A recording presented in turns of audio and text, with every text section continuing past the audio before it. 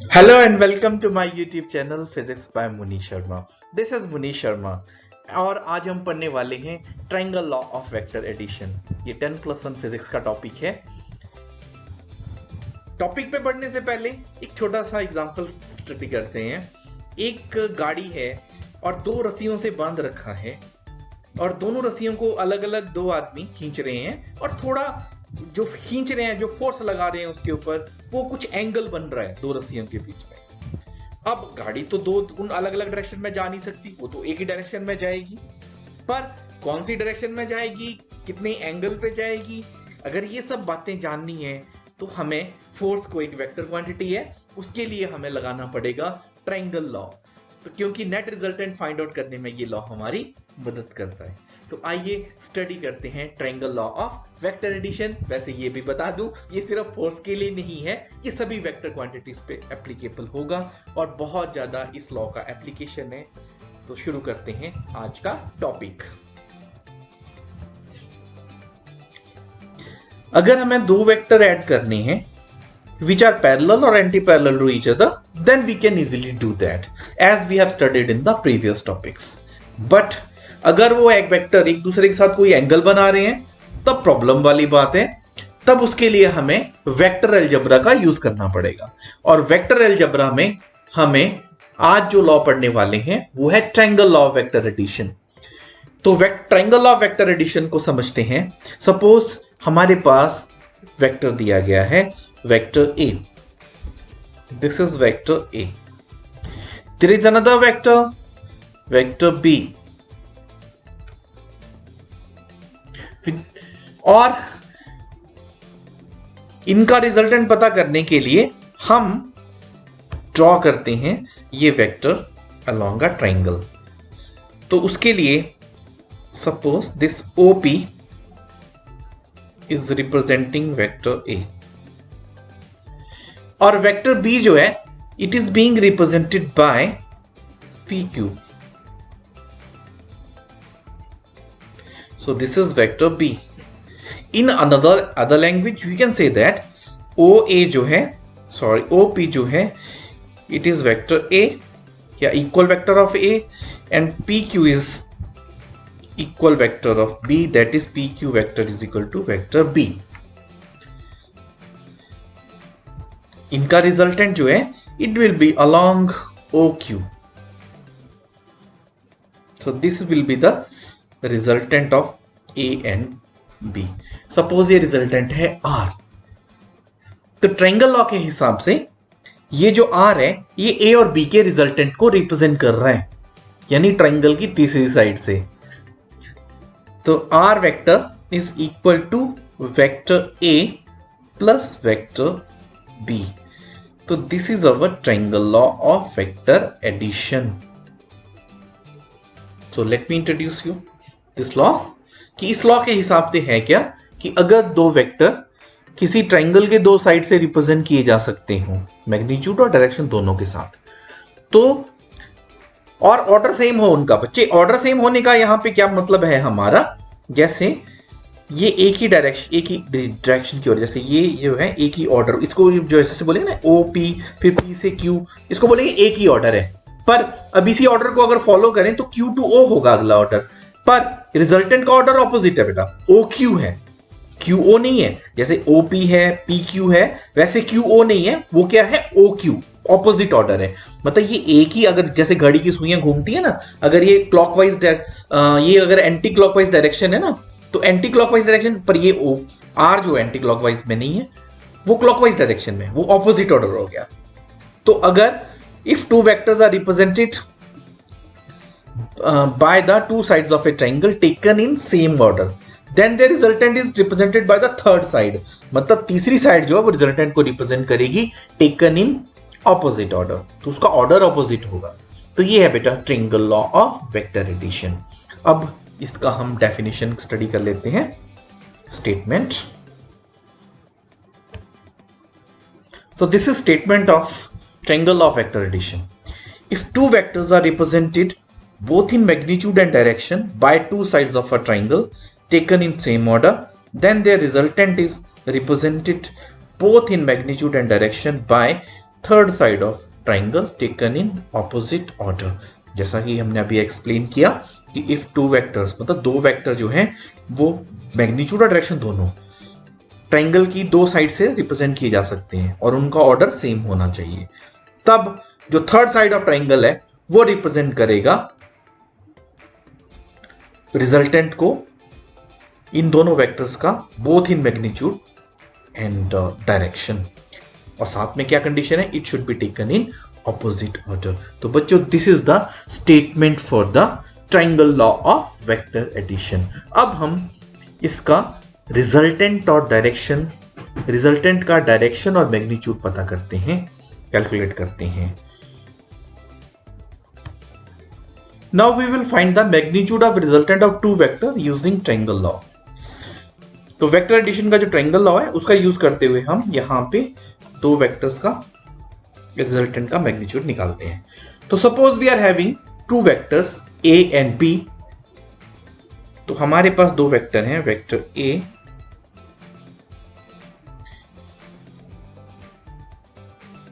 Vector A is represented by the side OP of a triangle.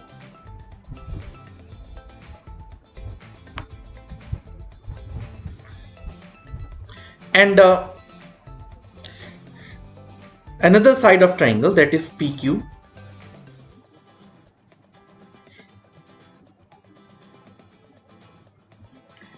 It is representing vector B.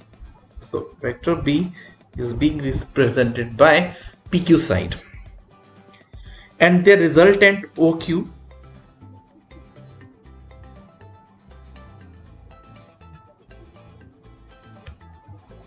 now their resultant is represented by this side OQ, and which is representing vector R. ये तो है triangle law. हमें basically R का magnitude पता करना है। उसके लिए we have to do construction. हमें Q से एक परपेंडिकुलर बनाना पड़ेगा। तो सबसे पहले हम P को बढ़ा देते हैं,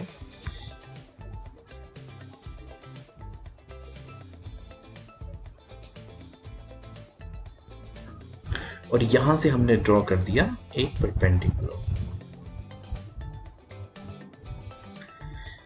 सपोज ये D पॉइंट है, क्योंकि ये परपेंडिकुलर है तो ये एंगल है 90 डिग्री का, और ये जो दो वेक्टर हैं बच्चा ये इनके बीच में एंगल है थीटा।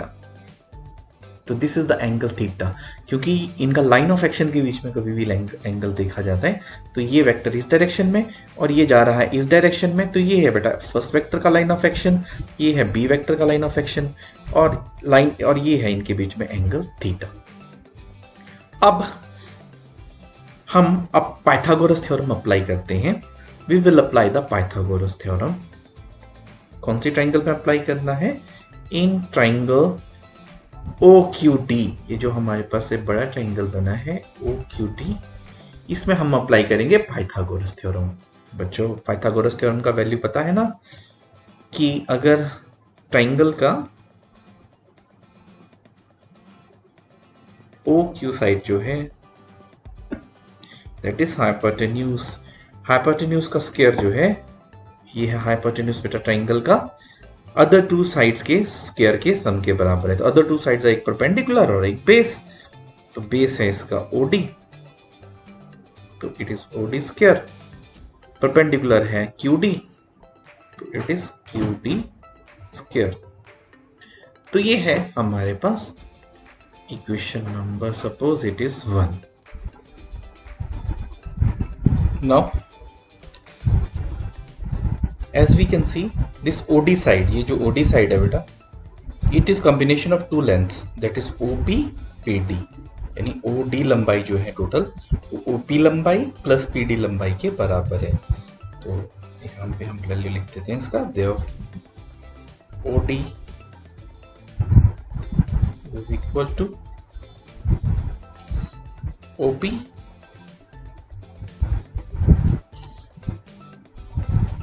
Plus PD। ये इक्वेशन नंबर 2 बोल देते हैं इसको। तो अब ये जो वैल्यू है हमारे पास फ्रॉम इक्वेशन 1 एंड 2, ये वैल्यू को हम रिप्लेस कर देते हैं। तो रिप्लेस करने से क्या वैल्यू मिलेगा हमें, O Q square it is equal to OD का वैल्यू रिप्लेस कर दिया, ओपी प्लस पीडी, क्योंकि स्क्वायर है होल स्क्वायर, तो ये भी आ गया होल स्क्वायर बन गया, ये क्यू डी स्क्वायर ऑलरेडी है। This is equation number 3। तो यहां पे ये हमारे पास वैल्यू बन गया। अब हमने क्यूपीडी ट्राइंगल का यूज करके, so this is our QPD triangle, QPD triangle. तो इन ट्राइंगल क्यूपीडी, तो ये जो हमारा ट्राइंगल है क्यूपीडी, इसमें पहले हमने कॉस थीटा डिटरमाइन करना है और साइन थीटा। तो क्यूपीडी ट्राइंगल में बेटा ये है, this one is our QPD triangle. इसमें सबसे पहले आप कॉस थीटा कैलकुलेट कर लीजिए, कॉस ऑफ थीटा। बच्चों याद करिए क्या फॉर्मूला आता है कॉस थीटा का, base upon hypotenuse, that's right बेटा। तो बेस यहाँ पे जो साइड है वो है पीडी, और जो यहाँ पे हाइपोटेन्यूज है वो है PQ. In the same manner sine of theta भी लिख लेते हैं बच्चे। तो sine of theta it is equal to, बेटा साइन ऑफ थीटा का क्या फॉर्मूला आता है, परपेंडिकुलर अपॉन हाइपोटेन्यूज। तो बेटा परपेंडिकुलर कौन सी साइड है यहाँ पे इस ट्रायंगल में, क्यूडी साइड, और हाइपोटेन्यूज एज यूजुअल पीक्यू है। तो it is QD upon PQ. तो फ्रॉम हियर हम ये लिख सकते हैं इस इक्वेशन से, PD is equal to, so what is PD? It is equal to PQ multiplied by cos of theta. Let this is equation number 4। और यहां पे साइन ऑफ थीटा वाली इक्वेशन से आप लिख सकते हैं QD is equal to PQ sine of theta. बेटा कुछ नहीं कर रहे हैं हम, सिंपली PQ को इस तरफ इक्वेशन के दूसरी तरफ ले जा रहे हैं, मल्टीप्लाई कर दे रहे हैं। यहाँ पे भी हमने PQ को दूसरी तरफ ले गए। सो this is our equation number 5। अब ये हमारे पास PD और QD का वैल्यू आ गया है। बच्चे यहाँ पे एक बात मैं आपको फिर से रिमाइंड कर दूं, जब भी मैग्नीट्यूड लिखते हैं ना तो बिना वेक्टर के निशान के लिख सकते हैं। एक तो मॉडुलस फंक्शन लिखने का तरीका होता है और एक बिना वेक्टर के निशान के। सिंपल, जैसे PQ है, ये मैग्नीट्यूड PQ वेक्टर का रिप्रेजेंट कर रहा है। तो यहां पे बच्चे कोई कंफ्यूजन नहीं रहना चाहिए आपको। अब यहां पे हमारा इक्वेशन नंबर 3 में हम PD और QD का वैल्यू और साथ में OP का वैल्यू। बच्चों OP जो है वैसे तो ये वेक्टर A को रिप्रेजेंट कर रहे हैं, पर अब यहां पे हम मैग्नीट्यूड ही यूज कर रहे हैं इन इक्वेशंस में। जब पाइथागोरस थ्योरम लगा रहे हैं, स्क्वायर कर रहे हैं, देन इट इज मैग्नीट्यूड। तो यहां पे भी बेटा OP की is replaced by A magnitude. OP is vector नहीं है ना अब यहाँ पे, OP इज ओनली मैग्नीट्यूड। तो यहाँ पे हम मैग्नीट्यूड ही लिखेंगे, दैट इज OP का वैल्यू लिखेंगे A, और PD और QD का वैल्यू भी इक्वेशन 3 में डाल देते हैं। तो मैं सीधा डायरेक्टली लिख रहा हूं from equation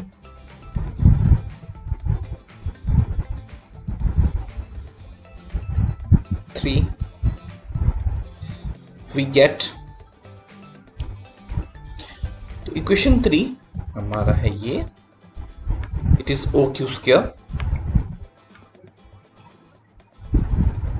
it is OQ square, it is equal to, और विद इन ब्रैकेट बेटा इसका है OP। व्हाट इज OP बेटा, OP अभी बोला मैंने जैसे A मैग्नीट्यूड है, A मैग्नीट्यूड के लिए सिर्फ मैं A लिख रहा हूं word.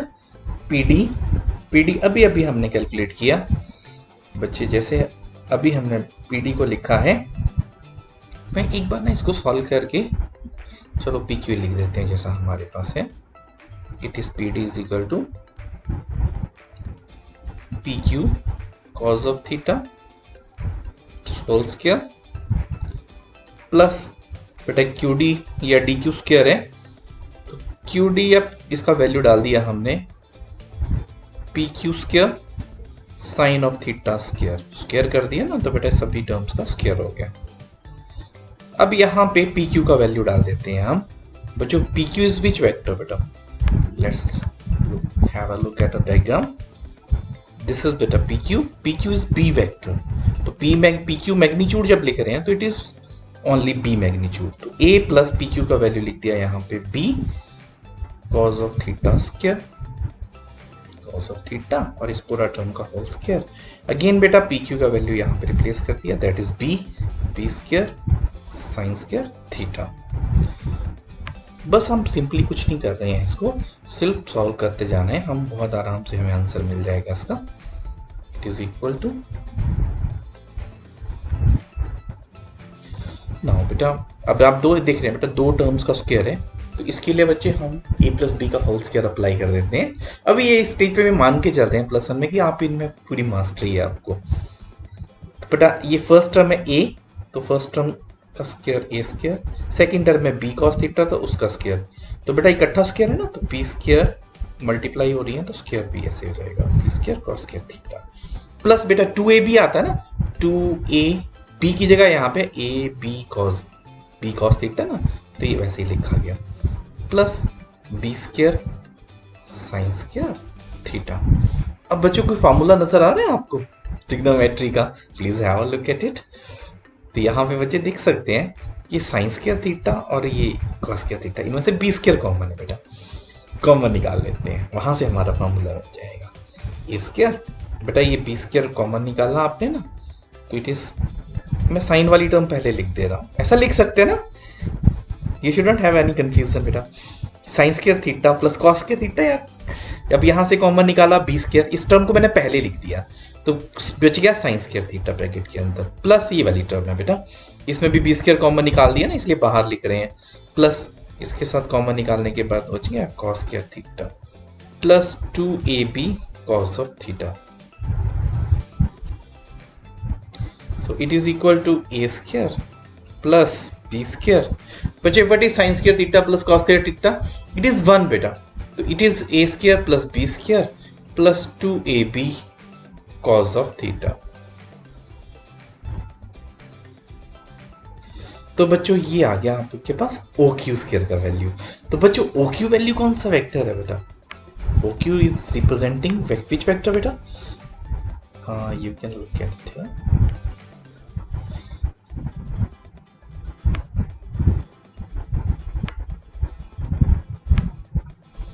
This is OQ। OQ कौन सा वेक्टर है बेटा, R। तो यहां पे भी बच्चे OQ का वैल्यू हम रिप्लेस कर देते हैं, तो यहां पे हम OQ का वैल्यू रिप्लेस कर रहे हैं जो कि है R। तो यहां पे R square is equal to A square plus B square plus 2ab cos of theta. और बच्चों ये r का वैल्यू है ना, तो r स्क्वायर का वैल्यू, तो r का वैल्यू इसका अंडर रूट करके आ जाएगा बच्चे। यूजुअली तो हम लिखते हैं ना प्लस माइनस, अब यहाँ पे प्लस वैल्यू ले रहे हैं सिर्फ, A square plus B square plus 2ab cos of theta. तो बच्चों ये है डेरिवेशन और ये है हमारा रिक्वायर्ड रिजल्टेंट का फार्मूला। तो रिजल्टेंट आर का जो मैग्नीट्यूड है वो कैलकुलेट करना है ना, तो बेटा इस फार्मूले से आ जाता है, it is under root of A square plus B square plus 2ab cos theta. ये AB का रिजल्टेंट है। तो अब इसी के साथ हम आगे बढ़ते हैं। Now we will find the direction of vector R. कभी भी बेटा कोई भी वैल्यू पता करना है, अब उसमें क्योंकि अब आप वेक्टर पढ़ रहे हैं ना, तो आपको उसका मैग्नीट्यूड भी पता करना है, डायरेक्शन भी पता करना है। Direction is also that important. Direction को पता करने के लिए हम अभी तरीका बताते हैं, डायरेक्शन हम कैसे कैलकुलेट करते हैं। तो बच्चों डायरेक्शन पता करने के लिए, तो जैसे यहाँ पे हमारे पास ये दो वेक्टर है ना, ये है हमारा वेक्टर, ट्रायंगल ना फिर से ड्रॉ कर देता हूँ, ये पूरा ट्रायंगल कंप्लीट कर देते हैं।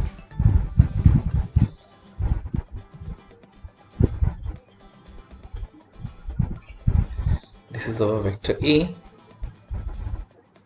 This is vector B and ये है उनका रिजल्टेंट R। तो यहाँ पे R जो है सपोज बेटा ये एंगल अल्फा बना रहा है, आर जो है वेक्टर ए के साथ, कोई भी एक वेक्टर के साथ आप एक एंगल ले सकते हैं। ए और बी के बीच में जैसे आपको पता ना बेटा, इसको हमने एक्सटेंड किया था और ये एंगल था थीटा, और यहाँ पे जो रिजल्टेंट आर है उसका ए के बीच में जो एंगल बन रहा है वो अल्फा है। तो यहाँ पे हमने फाइंड आउट करना बेटा टेन ऑफ अल्फा, तो ये टेन ऑफ अल्फा हमें कैलकुलेट करना है। तो ये जो टेन ऑफ अल्फा है ना, ये डायरेक्शन देगा, alpha is angle giving direction. तो यहाँ पे टेन ऑफ अल्फा कैलकुलेट करते हैं हम। तो बच्चों टेन ऑफ अल्फा कैलकुलेट करने के लिए अगेन बेटा we have to have a look at this diagram. तो ओरिजिनल डायग्राम की तरफ ले जाता हूँ। This is diagram of our triangle. तो बेटा यहाँ पे टेन ऑफ अल्फा, यहाँ पे ये एंगल है हमारा, दिस इज आवर। अब हमने कैलकुलेट करना है टेन ऑफ अल्फा। तो टेन ऑफ अल्फा बेटा आप कैसे कैलकुलेट करेंगे? तो बेटा ये ट्रायंगल आपको ओ क्यू डी यूज करना पड़ेगा। तो ओ क्यू डी में ट्रायंगल का टेन ऑफ फॉर्मूला पता है ना बच्चों, it is perpendicular upon base. तो बेटा ये जो ओ क्यू डी ट्रायंगल पूरा है, इसी ट्रायंगल का है एंगल अल्फा ये। तो ये क्यू डी परपेंडिकुलर है बेटा, और ओ डी जो है इसका बेस है। तो Q D upon O D जो है टेन ऑफ अल्फा हम कैलकुलेट करेंगे। तो उसके लिए हमें ये इसी ट्रायंगल का यूज कर रहे हैं। तो यहाँ पे आप लिख सकते हैं, चाहे लिख भी देते हैं यहाँ पे, in triangle O Q D. अब ओ क्यू डी ट्रायंगल में जैसा अभी हमने देखा, it is Q D upon O D.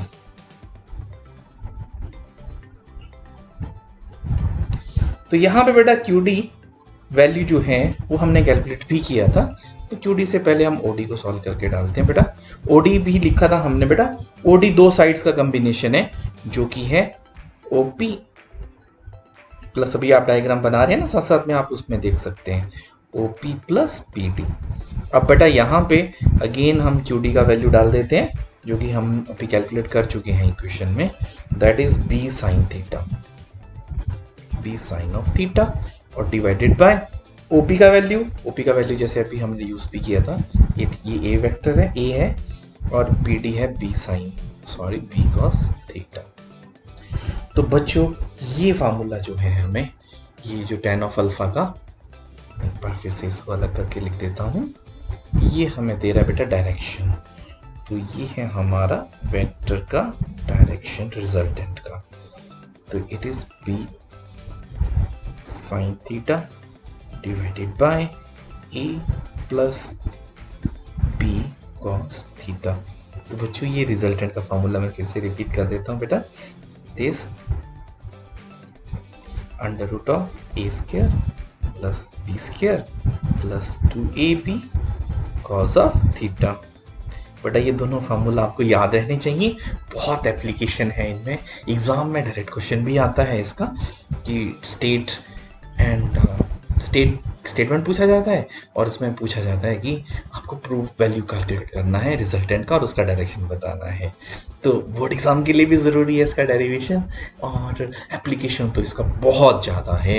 +1 में तो है ही है, आप +2 क्लास में पढ़ेंगे उसमें भी आप बहुत डिटेल में इसको स्टडी करने वाले हैं।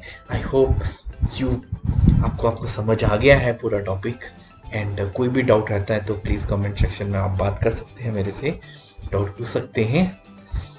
एंड अगर आपको और भी वीडियो देखनी है तो आप मेरे चैनल को सब्सक्राइब कर सकते हैं, that is physics bye Munish Sharma. Thanks for watching.